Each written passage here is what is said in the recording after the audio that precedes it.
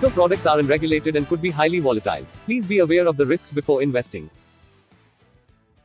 राज, बाबूजी के आशीर्वाद से हमने अपनी नई शुरुआत तो कर ली, पर अपना फ्यूचर प्लान कैसे करें? बड़े बड़े शहरों में ऐसी छोटी छोटी बातें होती रहती हैं। Looking for perfect start? Get a Bitcoin today. Download the Uno Coin app.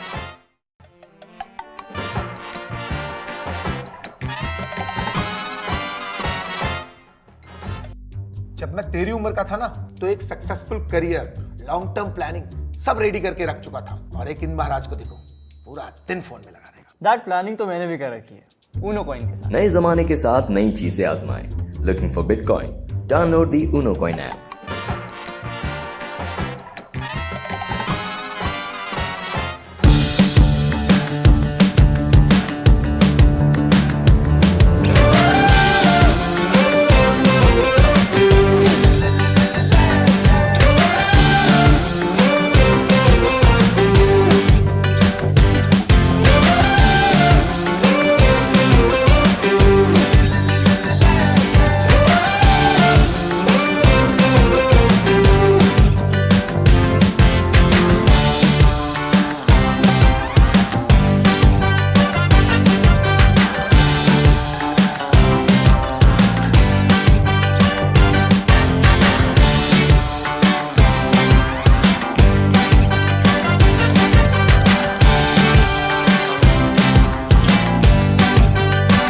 Guys, we really need to work hard.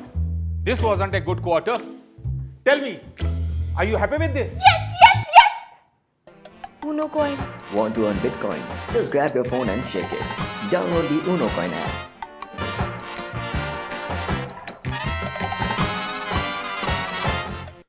Bitcoin, Bitcoin, Bitcoin, Bitcoin, Bitcoin, Bitcoin, Bitcoin, Bitcoin. Get a systematic buying plan from the Uno Coin app to get your Bitcoin today. Download the Uno Coin app.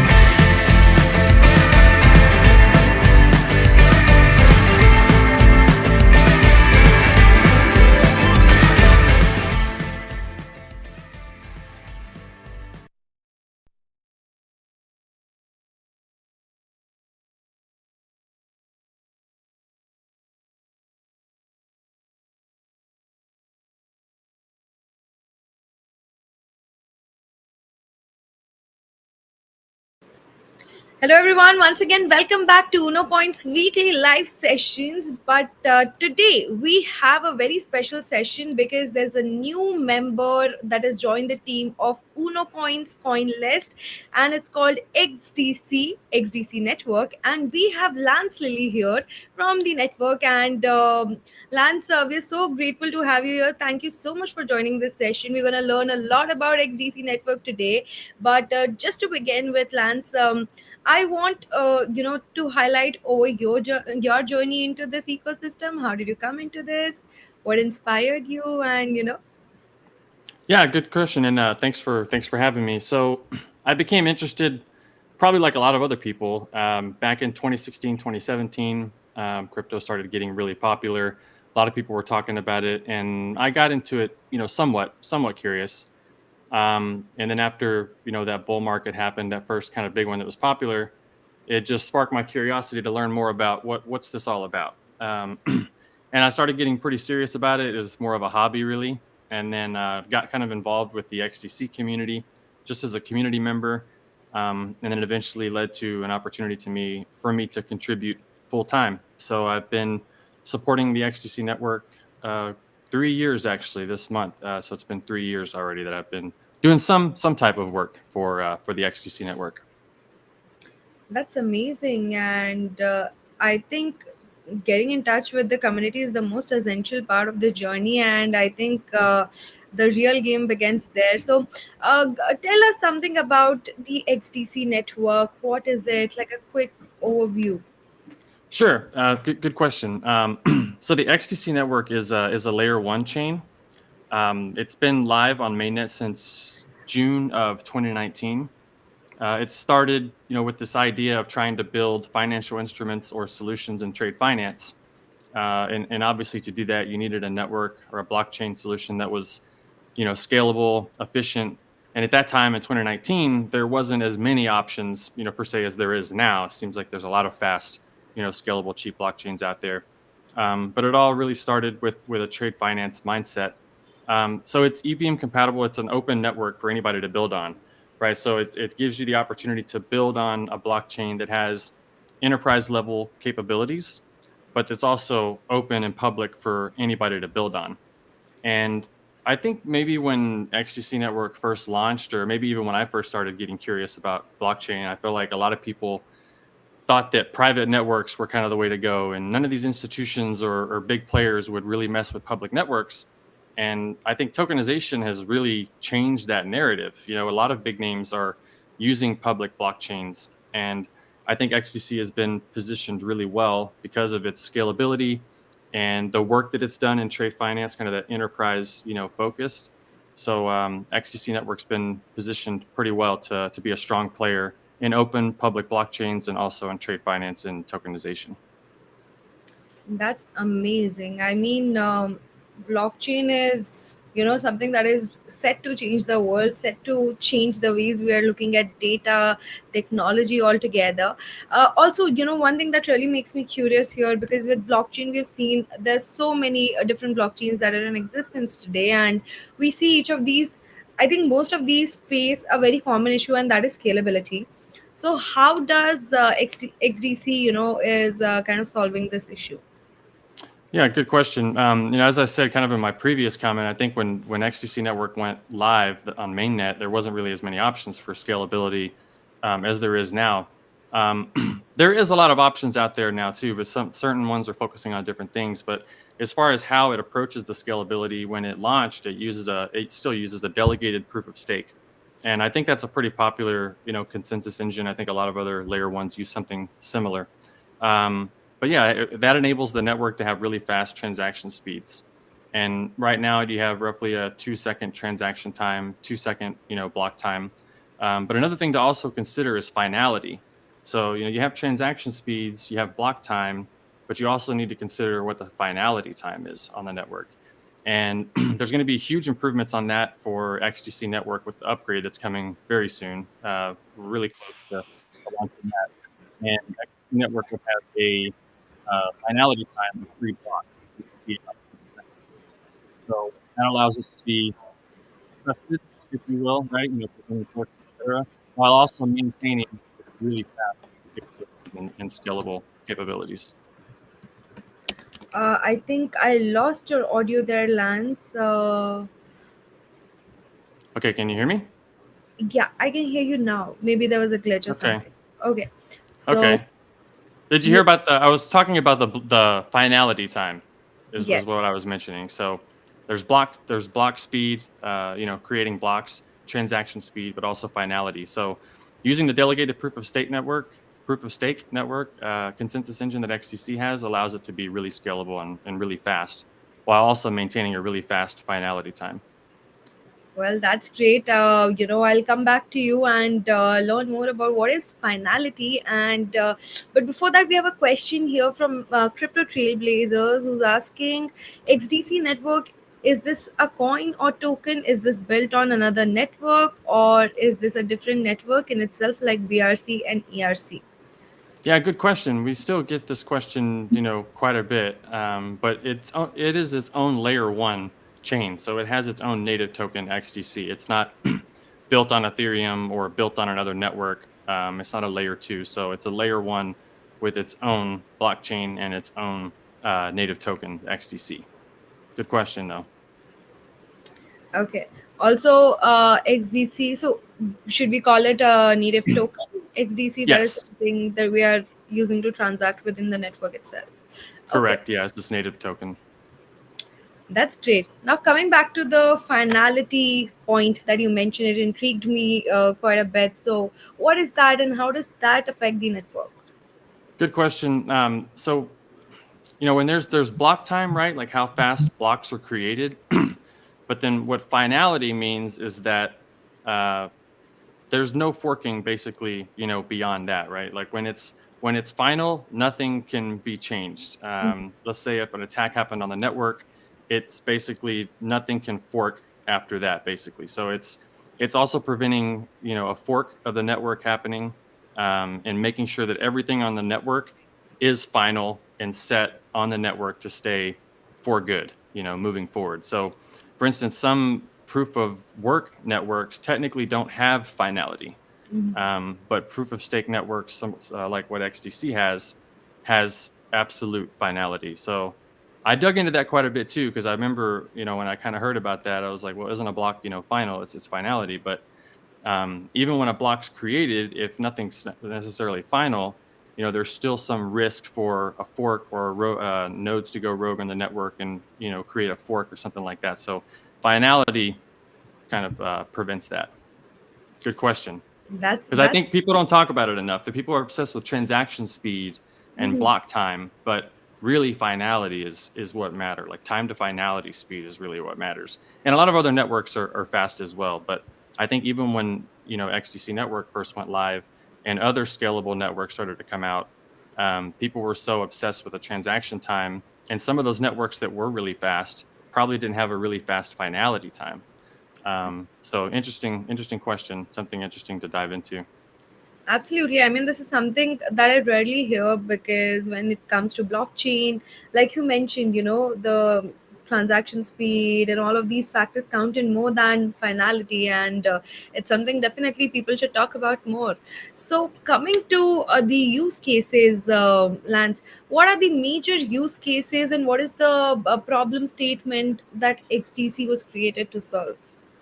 I think it goes back to, sort of my previous statement around trade finance. I think when XDC Network first went live, it was trying to tackle trade finance, but it was also trying to, tackle the scalability issue, which really isn't an issue anymore in this industry. But I think what separates, XDC is its focus on trade finance and sort of that enterprise use case, upon when it was built, brought in players around that, right? So I think when we talk about networks, we sort of get obsessed with its speed and capabilities, but a lot of layer ones, in a sense, are pretty similar, right? There's not a lot of like major things that separate them. Infrastructure things obviously separate things, tooling, programming languages, et cetera, et cetera. But really what kind of makes the difference and separates them from others is the participants and people that are using the network and what's being built on the network. And I think XDC Network's focus on trade finance and the solutions that have been built around that to change trade finance is really what separates the XDC network. But I think with the coming upgrade, I think what's really going to make XDC special is not only the upgrade to the consensus engine, but the subnets that are going to be coming out will have a lot of infrastructure and tooling and capabilities around the subnets that's going to make it easy for enterprise or businesses or companies, et cetera, to deploy their own blockchain, and not only deploy their own blockchain, but be able to communicate and participate in an ecosystem with other subnets and with the mainnet, while also maintaining their permissioned, private state on their own subnet.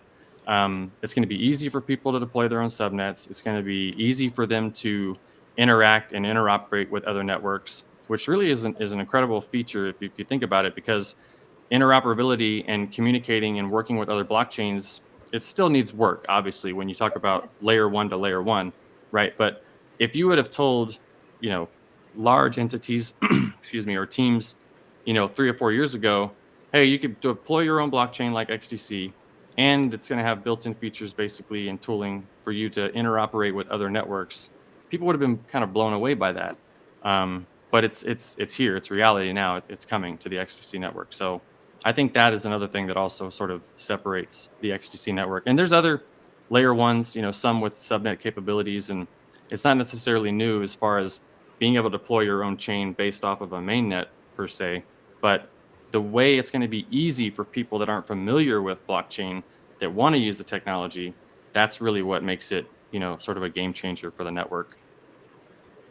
Indeed, 100%. I mean, interoperability is something that is, like you mentioned, it still needs a lot of work, and I think if that is going on, I mean, it's the best feature. And coming back to the privacy part that you mentioned, what is XTC's approach towards keeping the data secure and private, and how do they ensure that these things are in place?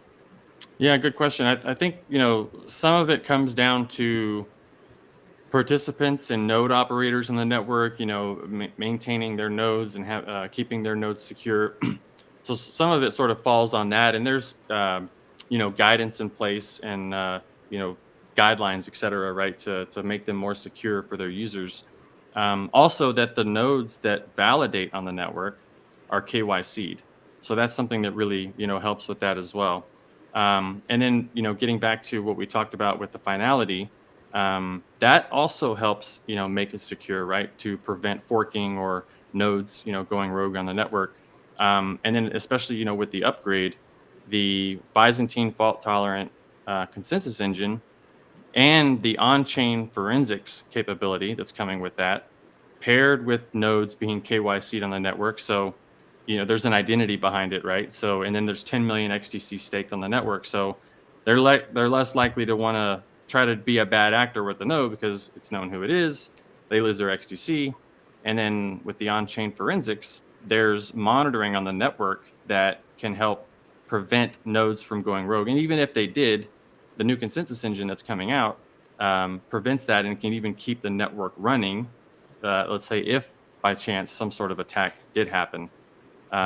So there's kind of a lot of things involved, but I think it also comes down to people that are using the network, being secure as well, right? Because the layer one itself can only do, make the information and the data and the blockchain itself secure, right? But if you're building something on top of it, your security measures and stuff are kind of up to your team. But there's, guidance and stuff like that that the network and people on the network provide to help keep that secure. Good question. That's really amazing. And also, when it comes to the approach of it, there's always, I mean, I don't know how to put it across positively, but when we talk about blockchain, when we talk about crypto, there's something that comes up, and that's environmental concerns, right? And environmentalists are going to be all over the place about things. So how is XDC taking care of environment while also building a network that is so amazing? Good. Yeah, I think there's still a focus on environmental, obviously, but I feel like maybe a few years ago or even up to like a couple years ago, it was a bigger thing. But I think, like Ethereum's move to proof of stake, Take care. and some other things have maybe kind of calmed that down a little bit. But as far as XDC Network itself, what it does as far as its environmental footprint is not consuming a lot of energy to keep the network running, right? I think when you talk about the layer one itself, that's really all it can do. As far as going beyond that, it's sort of up to the people that are building with it. But for instance, the XDC network, as fast as it is and efficient as it is, it only consumes the amount of electricity as maybe an average household would in 1 year. So when you think about the energy footprint, and the carbon footprint that it takes to operate and run the network, it's very small. And then you have some, entities that are working on the network that are focused on environmental, as far as like building solutions around environmental. ESG is kind of a popular thing, really more in the like enterprise side, I guess, of participants building on the network. But really, when it comes to XDC itself, it's just maintaining that scalability and efficiency and speed without taxing, the grid or electricity or anything like that. So its footprint is really small when compared to a lot of others.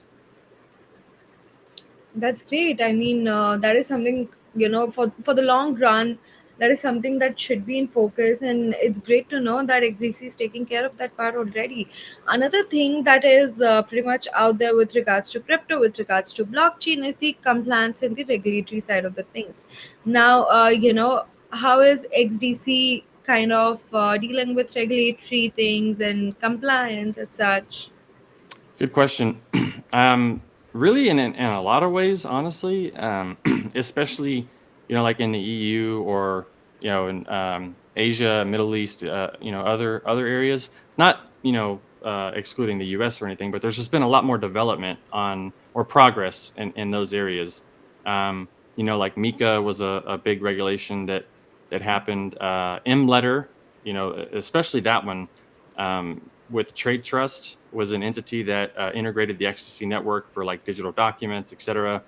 XDC Trade Network has been quite involved in processes like that as well. ITFA, those initiatives are really focused on not just the technology, but the compliance aspect of it, right? So, with XDC, there's the capability through XDC Trade Network, Trade Trust. It's just one example of sticking to the M-letter, compliant digital documents. Mika as well is something that is really being thought of and taking into account as far as how the network progresses with, digital assets, et cetera. And then if you look at XDC Network from a tokenization standpoint, the network currently already has, legal compliant securities tokenized and deployed and built on the XDC network. So I think from a compliance standpoint, there's quite a few areas that not necessarily the XDC network itself, right, but more the participants collaborating with the participants using the network, having their solutions and what they're building be compliant with, in Mika or M-letter or, others. I mean, that is one of the most crucial aspect of things. And here we have another question from Crypto Trailblazers. The all-time high was $0.19 and the all-time low was 0.00015. Now trading at 0.02. It's amazing how it came back from its lowest position. Right. Yep. Abs- Big difference there. And coming back to what we were discussing, there's this very interesting thing that you mentioned, that XDC's focus is on enterprise grade solutions. So, can you elaborate a little on how XDC has this focus on enterprise grade solutions, and what specific industries or sectors are we targeting here? Yeah, so I think it's been a focus from the get-go. When XDC was launched, and I guess your question is maybe what it's done in the enterprise or how it focuses on that, right? Yeah, so I think it comes back to the participants and the players that were involved from an early stage.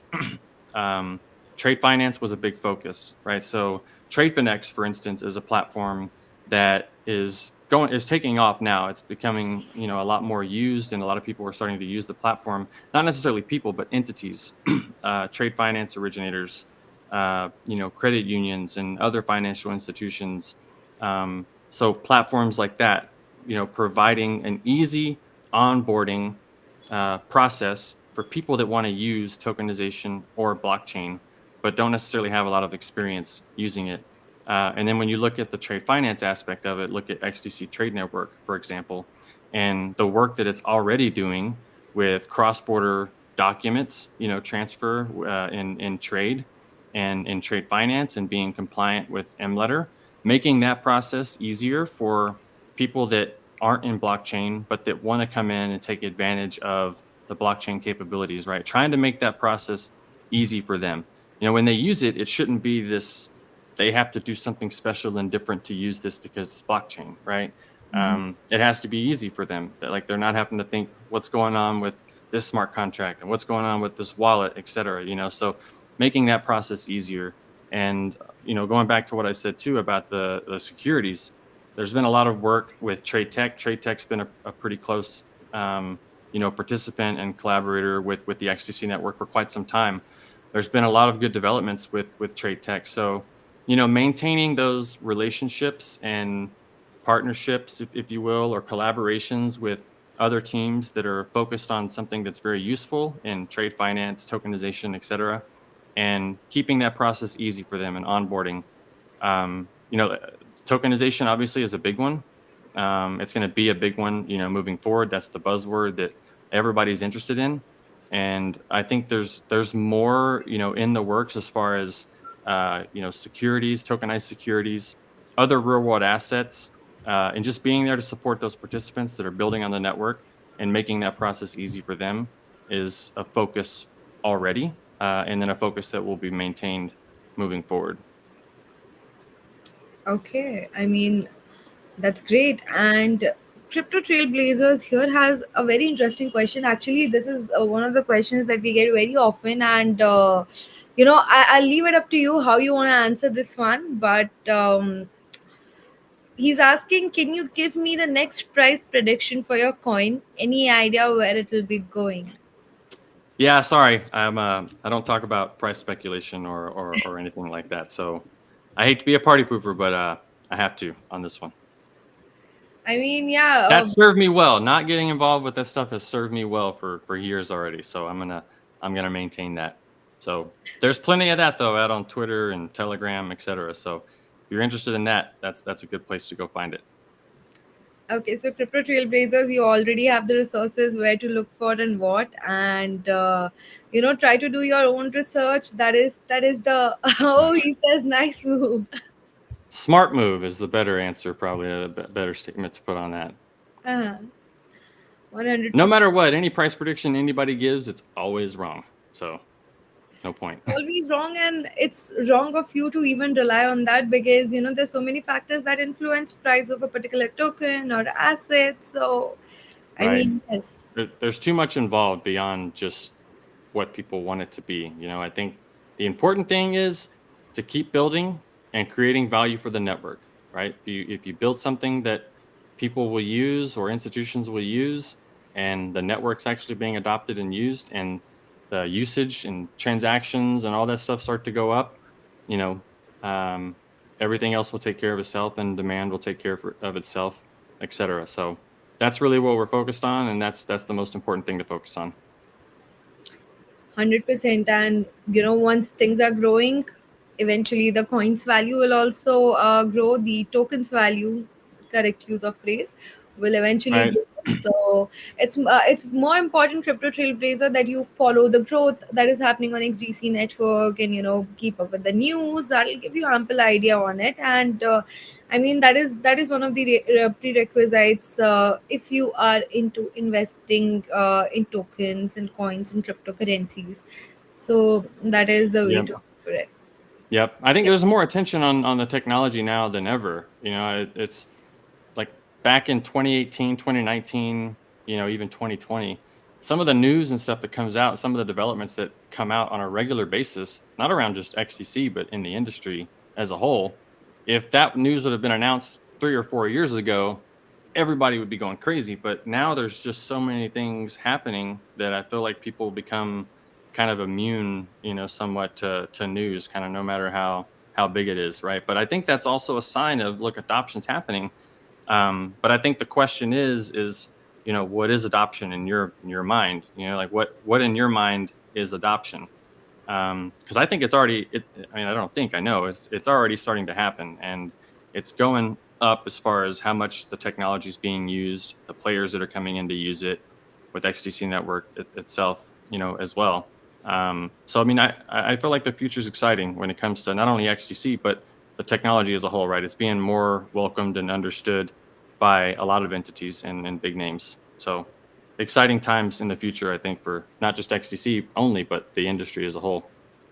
True, 100%. And there's this thing that all of us think, and in ways we regret it as well, that there was this point where we heard of cryptocurrencies and we ignored it, and then there was this time when we finally moved into it. So I mean, what I have learned in the past few years is that every time is a great time, and sure as hell, more great years are coming in, and more people are getting to know about blockchain. The governments are adopting this technology for their infrastructure. So, I mean, I'm very bullish on it, 100%. Now, since you have mentioned future lands, what is the future roadmap like for XDC? Good question. I think it goes back to what I said before, with the upgrade. That's obviously a big one. It's been talked about for quite some time now, and the question comes out all the time: when is it going live? When is it going live? And before it was kind of next year or next quarter, and then it became months away. But it's close. It's already on testnet right now. It's already been audited. The findings have already been addressed as far as any findings that there were. Those are pretty much wrapped up. So it's getting close to considering, okay, what block number or day, et cetera, that XDC 2.0 is going to come out. So I mean, it's close. And also, like I talked about too, the infrastructure around the subnets. So continuing to work on that, continuing to update that, the capabilities around the subnets. Infrastructure, enhancements to infrastructure, optimizing nodes, you know, making it easier to onboard, developers to onboard to the network. Those are things that are a focus and will be maintained as a focus. But I think tokenization and trade finance, that's really what got XDC, where it's at as far as a name for itself in the industry. And there's a lot of exciting things, that I hear from participants on the network that are being worked on with entities that's really exciting, around trade finance, and even tokenization. Look at XDC is one of only 4 networks to support it on Securitize. So and Securitize is the biggest, name in tokenization right now, and XDC is one of only 4 that are supported through Securitize, and I think we'll continue to see regulated real world assets deployed on the XDC network, and enhancements and more adoption from a trade finance perspective as far as entities that are using solutions built on XDC around trade finance.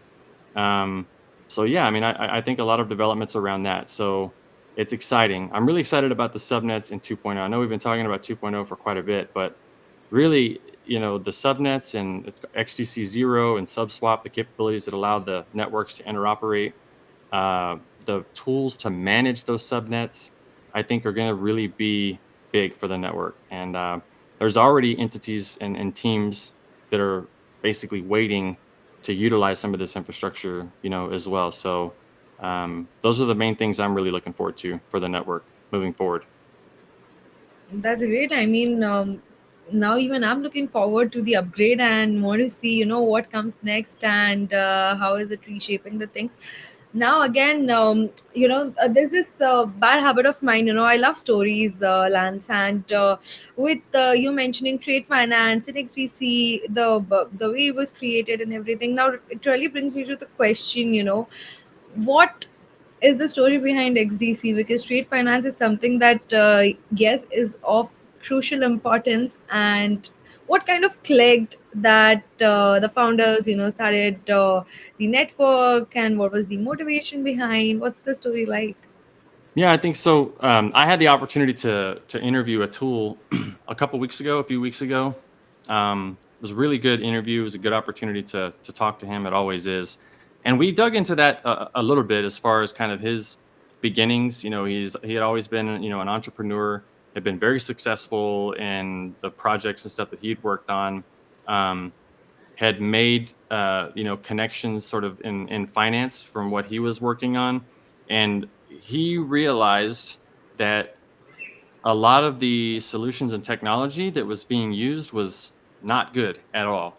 And I think he saw, an opportunity in that. And Atul and Ritesh, they started doing work in trade finance. And I think they quickly, realized that the networks that were out there and the technology out there was not going to cut it. It wasn't, fast enough. It didn't communicate, well, et cetera, right? It just wasn't capable of changing the way things are done.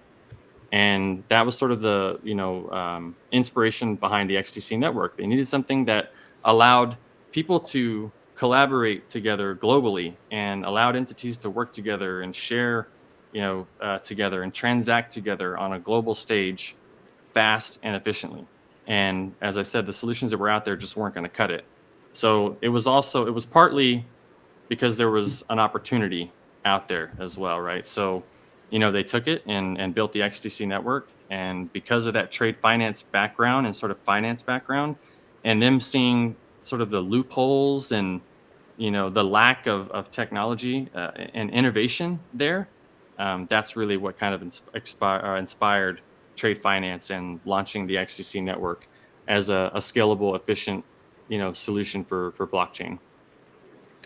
That's amazing. I mean, I think the entire point of Web3, the blockchain technology, is to solve these problems, that are faced by people. And uh, the the bigger picture is, if you found the problem and you found the solution, and you are coming on it right on, I think it looks great. This is Yep. something to be remembered for. And it just creates a legacy that people follow, the community follows, and you as a part of the community as well. I would love to know your views when you joined the community, you interacted with people. How did this particular technology intrigue you, and were you already a blockchain enthusiast back then? I was. I mean, I think I don't know. It's a little bit of a similar story probably you hear from from other people. As I said earlier, I got interested in it like in 2016, 2017. I believe XRP was sort of the first kind of technology that introduced me to this. Um, and I wasn't, very interested in it. I'd kind of talk about it sometimes with friends, et cetera, et cetera. But then in 2019, actually maybe a little earlier than that. Anyway, I came across XDC. It was another X coin, kind of, that's what I saw. I was into XRP, and people were kind of talking about it. But when I looked into it and started digging into what it was trying to do around trade finance, it clicked on me too that there's a huge opportunity there. But it also didn't, I guess, introduce me to the opportunity that was there, but it also introduced me to the concept of using blockchain beyond just payments or transacting back and forth.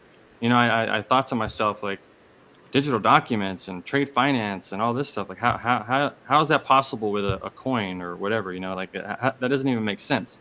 So I started researching a little bit on the development, because you'd hear people say building on this network or building with this network. I'm like, what's building on it? What does that even mean? Like, how do you build on it? So I started researching into that.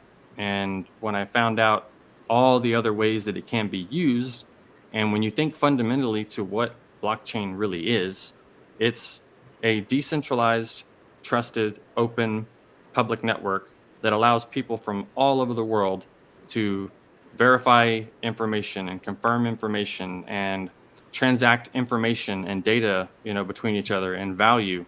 And that was just really interesting to me. And I think I got a little bit involved in the community, and then I ended up kind of meeting some people on Telegram and Twitter, not in person or anything, but just sort of communicating back and forth with each other. And then as people in the community would have like an issue with a wallet, or, they talk about certain topics, I would kind of clear the air on some of the things, people would speculate, and I'd kind of put my 2 cents on it. And then just started growing as far as meeting other people in the community. And eventually, that led to me having an opportunity to support the network more, more maybe like on a part-time basis, kind of hobby basis. I'd do a little project here or do a little bit of time here. And then I started trying to bring on users to the network or get XDC integrated with other wallets or other dApps, et cetera. And then when I started making those connections, that really opened up an opportunity for me to kind of focus on the network full time. And to me, it was a no-brainer. I mean, I was working a sales position, before, I was having fun doing what I was doing, but the opportunity to work in Web3 and in blockchain, was an opportunity that I couldn't pass on. And it was something that I thought about before, but it goes to the question, and I get this question all the time, like, how do you work in crypto? How is that possible? It's not as easy as you just going to Indeed.com or some website, and applying for a job. It's getting there, right? There's a lot of opportunities now, but at that time there wasn't as many opportunities. So when it came, it was a no-brainer. I took it. That's amazing. I think that's the best thing about it. And with most opportunities in the crypto industry, I agree. Even today, there are not as many, I think, as many enthusiasts are out there. And, you know, whosoever gets the opportunity, I think it's a place of rare intellects. This is how I define this particular space, a space of rare intellects. Not everyone of our age generation is capable of understanding it the way we are able to, and Right. if we are able to, might as well make use of this opportunity to the best of our capabilities. Right. I think it comes down to, also creating your opportunities, right? I mean, sometimes maybe there's not a job position with a certain employer or something like that. And I talked to my brother about this actually. My brother had been trying to find kind of new employment opportunities and was trying to work for this specific employer, right? And, they didn't have any openings or jobs or anything like that. And I was like, well, create your own. And he's like, what? Create my own job? Like, how do I do that? And I think when he started to share his ideas, because they had worked on that kind of basis, when they have projects, they'd work together on things. I was like, if you have good ideas and a clear path for it, and what you're working on or what you're doing is a good opportunity, you can create your own job position basically. If somebody sees that you're an opportunity, you can create your own opportunities. And I think that's kind of what happened, to me. But I think that's kind of a similar story, honestly, when it comes to quite a few other people in the industry as well, not just me. I think that is everybody in the industry, including Satoshi Nakamoto. Yeah, I know, right? I It know. is That's opportunities. still the question. That's still the question. I don't know if we'll ever find that out. That's going to be crazy the day if we ever do find out. I don't think we are ever going to find out. I don't think so And either. I it's feel like better if, if we don't find out. yeah, I feel like if we were going to, we would have already. But, but I think that's honestly what makes it kind of cool too. It needs to just stay that way. Yes, exactly. The mystery, that is kind of connecting all of us, and the anticipations. It's fun. Okay. Yeah. Now coming to a very interesting thing, which I'm sure our users, whosoever is watching today, is very interested in knowing, because Lance, we get this question, and we just got this question about the price, the prediction, and things like that. So, how does the tokenomics look like for XDC Network's token? And if you could shed some light on it. Yeah, good question. So, XDC Network is sort of like a pre-mined with there's a supply out there right now. I can't remember the last time I looked, but it's around 13.8 billion, I think, something like that. And basically, the way it works now is every block there's 5.5 XDC created, and that's rewards distributed for the node operators that validate on the network. So there's a minor, inflationary aspect of it too, which is similar to a lot of other proof of stake networks as well, right? Like I think people like to talk about mining, versus proof of stake, and supply and proof of stake versus mining, right? But even mining, like let's look at Bitcoin, there's still a cap, right? Eventually all the Bitcoin is going to be mined, you know what I mean? So it's inflationary, as well, but to a cap, which is similar to XDC Network, except it was pre-mined. And as node operators validate transactions, every block, 5.5 of those XDC are distributed out to nodes. So at the moment, I believe the supply is around 13.8 billion, somewhere around there. But if you go to docs or documentation, you can find more information on the tokenomics, or even the white paper. If you go to the white paper for XDC as well, there's a breakdown in there of the tokenomics. Good question. So, how do you incentivize the participants and the members and whoso is working on the network? So yeah, like validators, for instance, like master nodes and even standby nodes, there's a 10 million XDC requirement for the stake. So master nodes, I believe it's 10% return. Yeah, 10%. And then standby nodes, it's 8%. So they earn an 8% or a 10% return on that 10 million XDC that's staked. And the way that those awards are distributed to those node holders is the 5.5 XDC that's released every block. That is basically what's distributed out to the node operators and validators on the network. And there's even, some, because this question gets brought up a lot, like people that don't have 10 million XDC, how do I participate and build on the network? But Yes. I mean, you got to look at it from a standpoint as when XDC mainnet went live and when it launched, its focus was trade finance and enterprise, right? And so the delegated proof of stake and setting up the KYC and 10 million XDC stake had more enterprise in mind as far as what they would want from a consensus engine and validation on a network, right? But as XDC has become more popular, there's more of a retail, and community-driven community out there. Staking has been something that constantly, comes up, and there's been a few solutions built on the network by community members that basically get master nodes and allow community members to come in and contribute to that master node and share the distribution, to that master node amongst each other. And then in my recent interview with a tool a couple weeks ago, he mentioned that with the coming upgrade, the way that the nodes are going to be built too, that there are opportunities out there or possibilities out there for making enhancements around staking. So currently at the moment, that's how it works in the network. That's awesome because that is something that everybody's asking, and even this was going to be one of my questions. How do we participate into the thing? And it's very interesting to see the way the entire ecosystem works.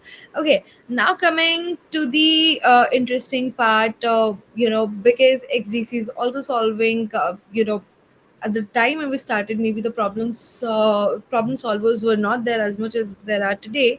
But again, something that we all resonate with is and numerous challenges in this ecosystem, because they just keep coming our way. It's something new, it's very new and very at an nascent stage. So what are some of the major challenges you think that XDC as a network has overcome? I think it's not an XDC only thing. I think it's an industry thing. I think it's probably pretty similar to other layer ones and to the industry as a whole. But it's quite a few things. I think a lot of people try to point the finger at one thing. Like regulatory clarity is going to fix all these issues. I mean, that's one part of it, right? But another part of it is making it easy to use. And not only that, but the terminology that's used or how people use it.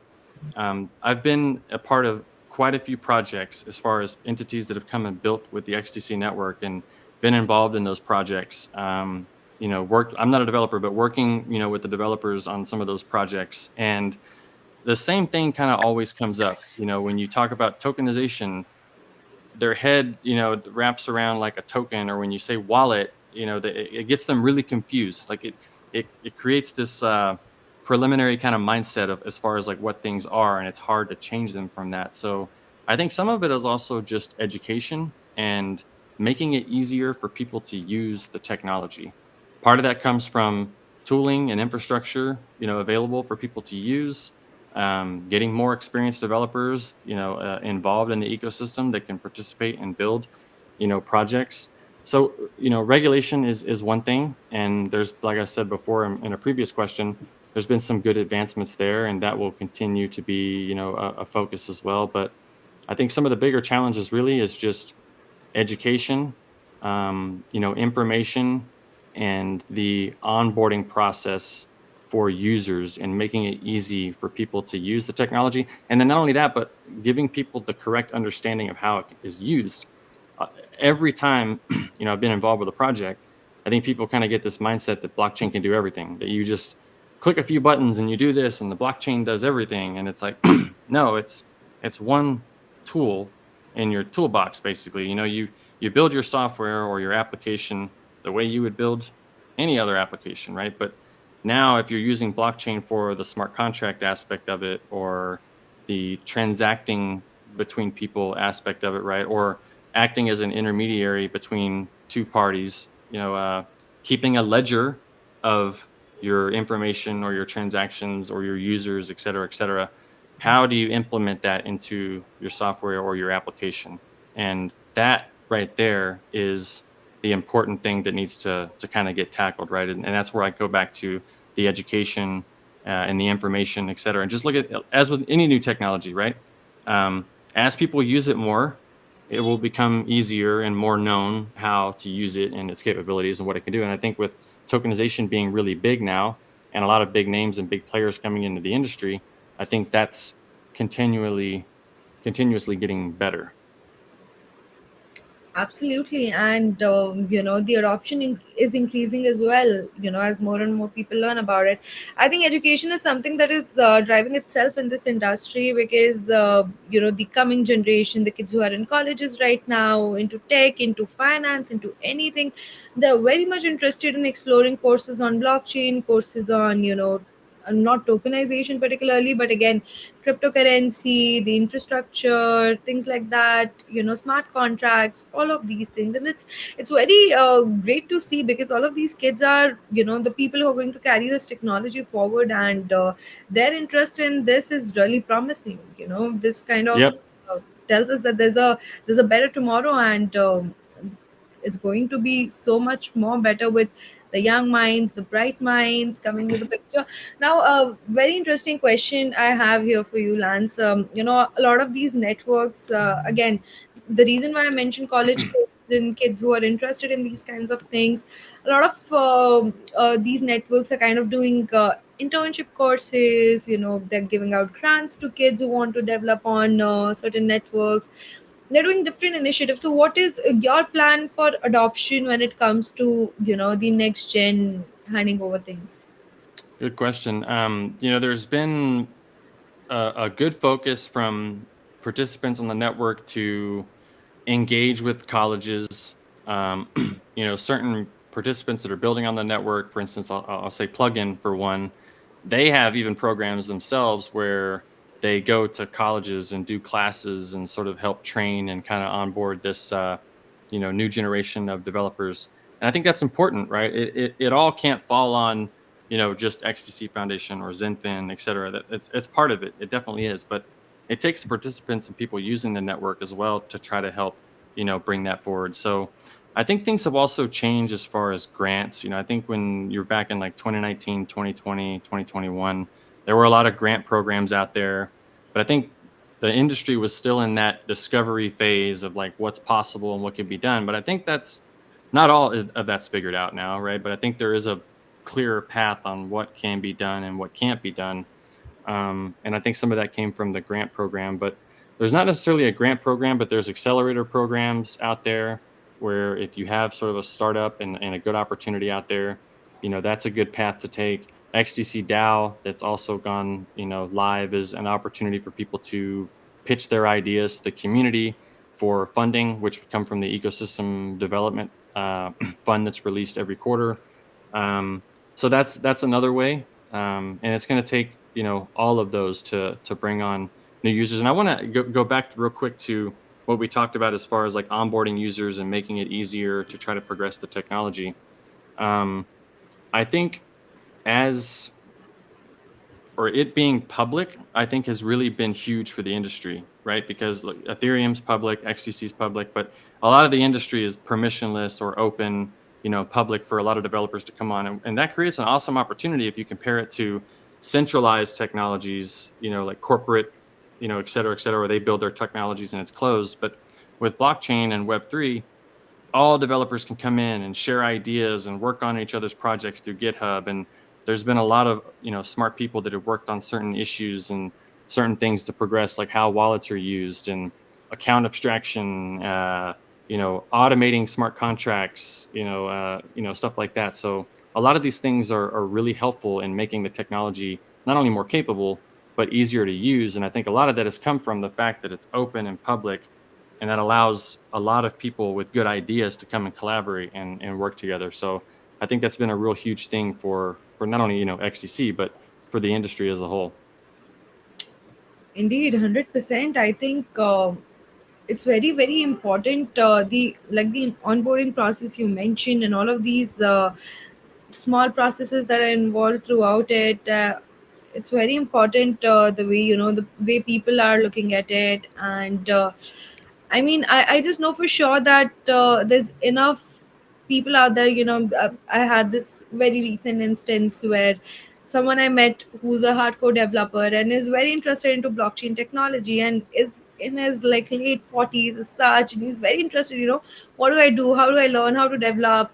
So resources being there is very very important, and I'm so glad that XGC is also taking charge there, where they're putting the resources out there for people to come learn and understand the technology and potentially benefit from it. Yep.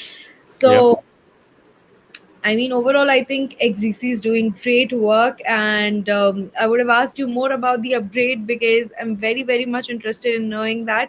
But guess that is something we're gonna have to keep for our next session because we are Save for another time. Well, people can learn more if you go to. I brought this up in case people needed it, but if you go to xdc.org and go to resources, you can go down to white papers. And if you go to white papers, just go down to accountability and forensics in blockchain, XDC Consensus Engine 2.0.